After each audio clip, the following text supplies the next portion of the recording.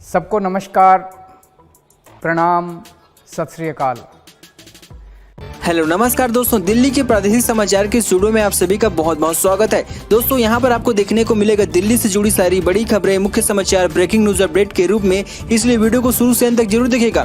दोस्तों वीडियो को प्यारा सा लाइक और चैनल को सब्सक्राइब जरूर कर लीजिएगा ताकि दिल्ली से जुड़े कोई भी खबरें छूटे ना पाए। चलिए दोस्तों टाइम वेस्ट न करते आगे बढ़ते हैं खबर की ओर। जामिया मिलिया इस्लामिया स्कूल में एडमिशन के लिए शुरू है ऑनलाइन रजिस्ट्रेशन, इस वेबसाइट से कर सकते हैं अप्लाई। जामिया मिलिया इस्लामिया स्कूलों में एडमिशन के लिए ऑनलाइन आवेदन प्रक्रिया शुरू हो गई है। जेएनयू के विभिन्न स्कूलों में एडमिशन के लिए आवेदन करना चाहते हुए इस आधिकारिक वेबसाइट पर जाकर अप्लाई कर सकते हैं। ऐसा करने के लिए ऑफिशियल वेबसाइट का पता है jmicoe.nic। ऑनलाइन रजिस्ट्रेशन प्रक्रिया आज 15 अप्रैल दिन शुक्रवार से शुरू हो गई है। जामिया के इन स्कूलों में प्राइमरी और सेकेंडरी क्लासेस में एडमिशन के लिए आवेदन किए जा सकते हैं। Jamia senior secondary school, SH senior secondary school, Jamia girls senior secondary school और मुसीरत फातिमा नर्सरी स्कूल शामिल है। एम्स निर्देशक गुलेरिया की बूस्ट डोज लेने की अपील, कहा समय के साथ प्रतिरोधक क्षमता हो जाती है कम। दिल्ली में कोरोना के मामले में दिन रोज वृद्धि देखने को मिल रही है। इसी बीच दिल्ली एम्स के निर्देशक डॉक्टर रणदीप गुलेरिया ने लोगों से बूस्ट डोज लेने की अपील की है। कोविड संक्रमण को देखते हुए एम्स निर्देशक गुलेरिया ने कहा कि लोगों में पहले के मुकाबले कोरोना की बीमारी का डर कम है। हालांकि इस बात का जरूर ध्यान रखें कि आप वैक्सीन लगवाने के बाद बेफिक्र न हो जाए, क्योंकि समय के साथ इसकी प्रतिरोधक क्षमता हो जाती है। इसलिए बूस्ट डोज जरूर लें और संक्रमण को फैलने से रोकने के लिए एहतियात बरते। इसके साथ ही डॉक्टर गुलेरिया ने कोविड संक्रमण के बढ़ते हुए केसों को लेकर कि कोविड अभी भी कम नहीं हुई है। अभी इस नए वेरिएंट कभी भी सामने आ सकते हैं। जो कि आयु वर्ग के लोगों को बीमारी की चपेट में ले सकते हैं। विशेषज्ञों की माने तो थोड़ी सी लापरवाही आपको कोविड संक्रमण की चपेट में ले सकती है, इसलिए अभी से मास्क और सैनिटाइजर का साथ न छोड़े। वयस्कों के लिए बूस्ट डोज अभियान की शुरुआत काफी धीमी हुई है। गुरुवार को पात्र लाभार्थियों 18 से 59 वर्ष के लोगों में से 16,352 लोगों को बूस्ट डोज दी गई है। सीबीएसई टर्म 2 परीक्षा के प्राइवेट स्टूडेंट का एडमिट कार्ड जारी, ऐसे करे डाउनलोड। इस बार सीबीएसई बोर्ड की परीक्षा टर्म 2 में आयोजित की जा रही है। 2021 में केंद्रीय शिक्षा माध्यमिक बोर्ड की ओर से यह फैसला लिया गया और टर्म 1 की परीक्षा पिछले साल दिसंबर में आयोजित की गई थी। वहीं अब टर्म 2 की परीक्षा अप्रैल में आयोजित की जा रही है। सीबीएसई ने प्राइवेट उम्मीदवारों के लिए टर्म 2 की परीक्षा के लिए एडमिट कार्ड जारी कर दिया है। इसके 10वीं 12वीं बोर्ड के प्राइवेट उम्मीदवारों एडमिट कार्ड आधिकारिक वेबसाइट cbse.government.in से डाउनलोड कर सकते हैं। टर्म 2 की परीक्षा के लिए सीबीएसई ने प्राइवेट उम्मीदवारों के लिए एडमिट कार्ड जारी किए हैं। इसके लिए परीक्षा में शामिल होने वाले छात्र अपना एप्लीकेशन नंबर, रोल नंबर, वर्ष या नाम का इस्तेमाल कर आधिकारिक वेबसाइट से अपना हॉल टिकट डाउनलोड कर सकते हैं। इससे पहले रेगुलर उम्मीदवारों के लिए 10वीं और 12वीं की टर्म 2 की परीक्षा के लिए एडमिट कार्ड जारी किए जा चुके हैं, जो कि आधिकारिक वेबसाइट पर उपलब्ध है। लेकिन यह एडमिट कार्ड केवल स्कूलों द्वारा ही डाउनलोड किए जा सकते हैं। दिल्ली में बढ़ रहे कोरोना के मामले, 20 अप्रैल को डीडीएम की मीटिंग, 10 पॉइंट में जाने कोरोना के लेकर क्या है अपडेट। दिल्ली में एक बार फिर से कोविड के मामले में वृद्धि देखने को मिल रही है।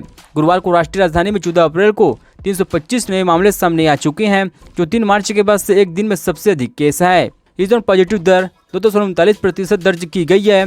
दिल्ली और आसपास के शहरों में स्कूल में कोरोना वायरस के मामले ने चिंता बढ़ा दिया है। सूत्रों की माने तो मुख्यमंत्री अरविंद केजरीवाल शुक्रवार को इस मामले में बैठक करने वाले हैं। दिल्ली में कोरोना के बढ़ते मामलों को देखते हुए अगले सप्ताह यानी 20 अप्रैल को डीडीएम की अहम बैठक होने वाली है। इसमें मास्क के नियम पर फैसला हो सकते हैं। उप मुख्यमंत्री मनीष सिसोदिया ने कहा कि स्कूल के लिए शुक्रवार को कोविड दिशा निर्देश जारी किए जाएंगे। कुछ स्कूलों ने छात्राओं और शिक्षकों में कोरोना संक्रमण की सूचना दी है। मनीष सिसोदिया ने कहा कि फिलहाल हमें चिंता करने की जरूरत नहीं है, घबराने की जरूरत नहीं है, बल्कि सतर्क रहने की जरूरत है। हम स्थिति पर लगातार नजर बनाए हुए हैं। मेट्रो से यात्रा करने वाले यात्रियों की संख्या में बढ़ोतरी। एक तरफ सड़कों पर जहां लगातार ट्रैफिक बढ़ने लगे हैं, वहीं दूसरी तरफ दिल्ली मेट्रो के लिए लाइफलाइन साबित हो चुका है। सड़कों पर लगने वाली भारी जाम के बीच अपने व्यंगत स्थल तक समय पर पहुंचने के लिए दिल्ली मेट्रो सबसे बेहतर साधन बन गई है। यही वजह कि रोजाना मेट्रो से लाखों यात्री सफर करते हैं, जिससे कि वह अपने व्यंगत स्थल तक समय पर पहुंच सके। इसी बीच द एनर्जी रिसर्च इंस्टीट्यूट द्वारा किए गए एक सर्वे में यह पता चले कि 2021 में दिल्ली मेट्रो से सफर करने वाले यात्रियों के लिए कुल 259 मिलियन घंटे के दौरान बचेंगे। देरी द्वारा किए गए सर्वे के मुताबिक यात्रियों द्वारा बचाए गए समय 2021 तक दोगुना से ज्यादा हो सकते हैं और 2031 तक 572.5 मिलियन घंटे दिल्ली मेट्रो से यात्रा के दौरान बचाए जा सकते हैं। रिसर्च में यह आंकड़ा महत्वपूर्ण है, क्योंकि जहां तक एक तरफ सड़कों से यात्रा करने के दौरान लगने वाले समय में लगातार बढ़ोतरी हो रही है, वही मेट्रो से यात्री सही समय पर अपने व्यंगत स्थल तक पहुंच पा रही हैं, जिससे उनका काफी समय बच रही है। इसके साथ ही DMRC की ओर से दी गई जानकारी के मुताबिक मेट्रो से यात्रा करने वाले यात्रियों की संख्या में बढ़ोतरी के साथ 2021 में राजधानी की सड़कों से 5 लाख से अधिक वाहन हटाने में मदद मिली है। इससे पहले साल 2019 में यह आंकड़ा 4.74 लाख था, जो कि साल 2021 में बढ़ गया। यानी कि मेट्रो से यात्रा करने के चलते लोग अपने वाहनों का इस्तेमाल कम कर रहे हैं। दिल्ली में बढ़ते कोविड केस के बीच 20 अप्रैल को DDM की मीटिंग फेस मास्क हो सकते हैं जरूरी। देश की राजधानी दिल्ली में कोविड-19 के मामले में तेजी देखने को मिली है। दिल्ली आपदा प्रबंधक प्राधिकरण की 20 अप्रैल को बैठक होगी। इस बैठक में DDM फेस मास्क के अनिवार्यता को लेकर फिर से लागू करने का विचार कर सकते हैं। इस बैठक को लेकर दिल्ली सरकार के वरिष्ठ अधिकारी ने बताया कि दिल्ली आपदा प्रबंधक प्राधिकरण की बैठक अगले सप्ताह बुधवार को उपराज्यपाल अनिल बैजल की अध्यक्षता में होने वाली है। इस बैठक में मौजूदा कोविड की स्थिति पर चर्चा होगी, जिसमें हाल ही में कोविड के मामले की संख्या हो रही वृद्धि पर विचार किया जाएगा। ऑफिशियल नोटिस के अनुसार यह बैठक 20 अप्रैल को सुबह 11 बजे होगी। इस बैठक में राष्ट्रीय राजधानी में चल रहे टीकाकरण पर भी चर्चा की जाएगी। DDM की यह बैठक 18 अप्रैल को होनी थी, लेकिन इसे रिशेड्यूल किया गया। जानकारी के अनुसार DDM सार्वजनिक स्थानों पर फेस मास्क नहीं पहनने पर जुर्माना हटाने के अपने पहले फैसले पर पुनर्विचार कर सकते हैं, क्योंकि इस समय दिल्ली में लोगों ने मास्क पहनना छोड़ दिया है और इस समय कोविड संक्रमण काफी वृद्धि कर रही है। बच्चों में कोरोना के बढ़ते मामलों से लोगों में दहशत। नोएडा में एक ही स्कूल में 13 बच्चे के संक्रमित मिलने से मचा हड़कंप। दिल्ली शहर में कोरोना के मामले एक बार फिर से तेजी से बढ़ने लगे हैं। अगर दिल्ली से सटे गौतम बुद्ध नगर जिले को करे तो जिले में कोरोना संक्रमण बच्चों के बीच तेजी से फैल रही है। खासतौर पर स्कूल में बच्चों कोरोना से संक्रमित हो रही हैं और इसमें पेरेंट्स की चिंता बढ़ती जा रही है। बच्चों की संक्रमित होने की वजह से कई स्कूलों में फिलहाल ऑनलाइन क्लास भी शुरू कर दी गई है। दिल्ली सटे नोएडा में बीते 3 दिनों में कई बच्चे कोरोना पॉजिटिव पाए गए।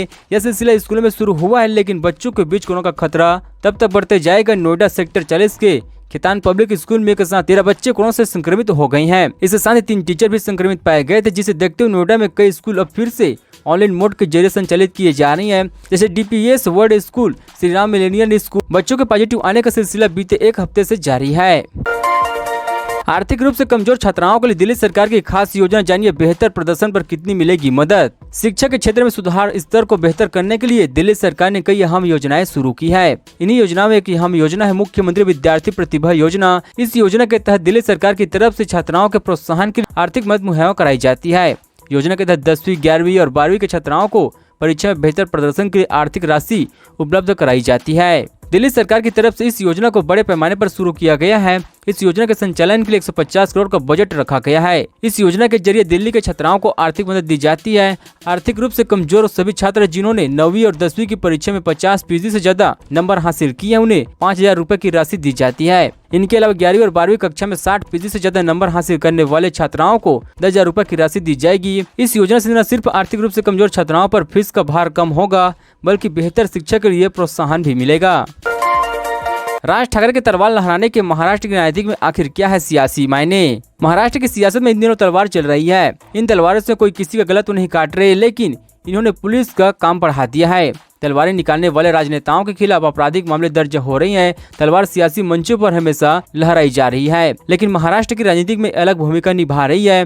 बीते रविवार को MNS प्रमुख राज ठाकरे ने मुंबई से सटे ठाठे में एक रैली की। इस रैली के दौरान उन्हें तलवार भेंट किया गया, जिसे उन्होंने मंच पर से ऐसे लहराए जैसे कोई सेनापति अपनी फौज से जंग के लिए तैयार होने को कह रहे हो। तलवार लहराकर ठाकरे ने भीड़ की तालियों को बटोर ली, लेकिन कुछ देर बाद ही ठाकरे पुलिस ने उनके और ठाठे में उसकी पार्टी के अधिकारियों के खिलाफ आर्म्स एक्ट के तहत मामला दर्ज कर लिया है। याद दिला दी कि आर्म्स एक्ट वही कानून है जिसके तहत दाऊद इब्राहिम गिरोह से सिलवार लेने के आरोप में डाटा अदालत ने फिल्म स्टार संजय दत्त को 6 साल जेल की सजा सुनाई थी।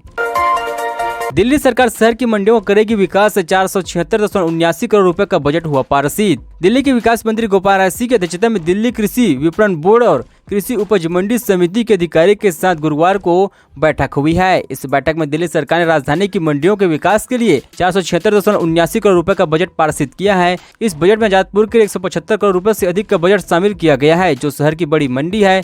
दिल्ली सरकार द्वारा पारित किए गए 476 करोड़ 89 लाख रुपए के बजट में वित्तीय वर्ष 2022-23 के लिए मंडी का विकास होगा, जिसमें कृषि उपज मंडी समिति और दिल्ली कृषि विपणन बोर्ड ने आजादपुर को लगभग 178.73 करोड़ रुपए, गाजीपुर में फल और सब्जी मंडी को 13.34 करोड़ रुपए, गाजीपुर में एपी और 13.96 करोड़ रुपए, फल बाजार को 8 करोड़ रुपए, एपीएमसी केशवपुर को 1891 करोड़ रुपए आवंटित किए गए हैं। इस बैठक के बारे में अधिक जानकारी देते हुए गोपाल राय ने कहा कि टिकरी खामपुरा थोक मंडी के विकास के साथ साथ गाजीपुर की फल सब्जी मंडी और पोल्ट्री मार्केट का विकास किया जाएगा। इसके साथ साथ गाजीपुर फूल बाजार का नवीनीकरण भी किया जाएगा, जिसके लिए 303 करोड़ रुपए का बजट आवंटन किया गया है।